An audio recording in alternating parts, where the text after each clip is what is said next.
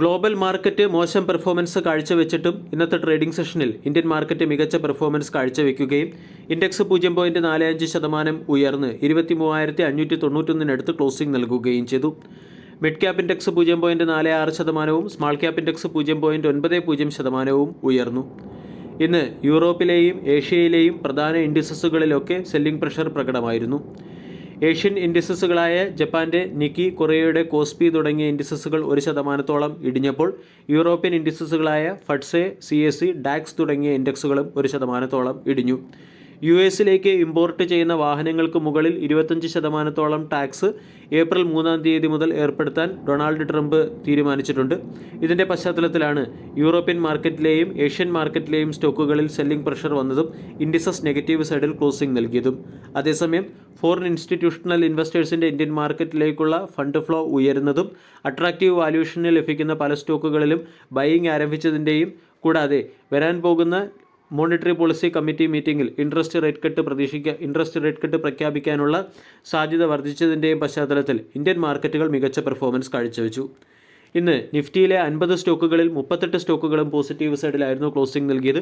Hero MotoCorp 3% ഉയരുകയും Bajaj Finserv 2.86%, IndusInd bank 2.7% ഉയർന്നു.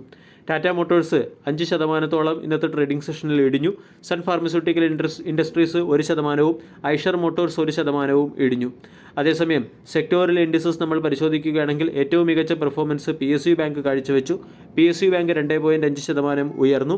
Banking and financial service 0.73%, Nifty bank 0.72% ഉയർന്നപ്പോൾ ഓട്ടോ ഇൻഡെക്സ് 1% ഇടിയുകയും pharma index 0.4%, health care index 0.22% ഇടിയുകയും ചെയ്തു.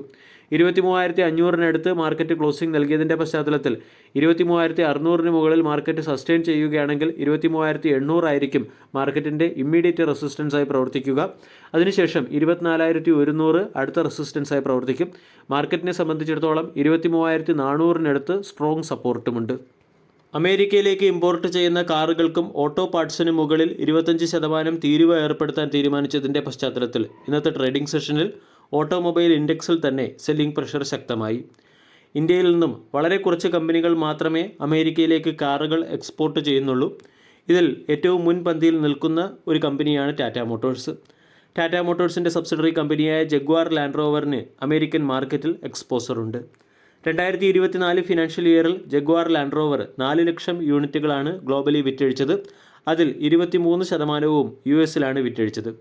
ആൾറെഡി കടുത്ത സാമ്പത്തിക പ്രതിസന്ധിയിലൂടെ കടന്നു പോകുന്ന കമ്പനിക്ക് ഈ 25% താരിഫ് വളർച്ചയെ തന്നെ തടസ്സപ്പെടുത്തുന്ന ഒരു തിരിച്ചടിയായി പ്രവർത്തിച്ചേക്കാം. ഈ സാഹചര്യത്തിൽ കമ്പനിക്ക് അവരുടെ മാർജിൻ നിലനിർത്തുന്നതിന് വേണ്ടി വിലവർദ്ധനവ് നടപ്പിലാക്കേണ്ടി വരും. അതേസമയം വിലവർദ്ധനവിലേക്ക് കമ്പനി തിരിയുകയാണെങ്കിൽ അത് കമ്പനിയുടെയും പ്രൊഡക്റ്റിൻ്റെയും ഡിമാൻഡിനെ പ്രതികൂലമായി ബാധിക്കാനും കമ്പനിയുടെ മാർജിനെ പ്രതികൂലമായി ബാധിക്കാനും സാധ്യതയുണ്ട്. ഇതിൻ്റെ പശ്ചാത്തലത്തിൽ മോത്തിലാൽ ഓസ്വാൾ ഉൾപ്പെടെയുള്ള ബ്രോക്കേജ് ഏജൻസികൾ സ്റ്റോക്കിൽ, അതായത് ടാറ്റ മോട്ടോഴ്സ് എന്ന സ്റ്റോക്കിൽ വാർണിംഗ് നൽകുന്നുണ്ട്. മോർഗൻ സ്റ്റാൻലിയും ടാറ്റ മോട്ടോഴ്സിൽ ഒരു മുന്നറിയിപ്പ് നൽകുന്നുണ്ട്. കമ്പനി അതിൻ്റെ പ്രൊഡക്റ്റുകൾക്ക് വിലവർദ്ധനവ് നടപ്പിലാക്കിയില്ലെങ്കിൽ കമ്പനിയുടെ പ്രോഫിറ്റ് മാർജിനിൽ 200 ബേസിസ് പോയിൻറ്റിൻ്റെ ഇടിവ് വന്നേക്കാം. ഇത് ജഗ്വാർ ലാൻഡ് റോവറിൻ്റെ ഫ്രീ ക്യാഷ് ഫ്ലോയെയും പ്രതികൂലമായി ബാധിച്ചേക്കാം.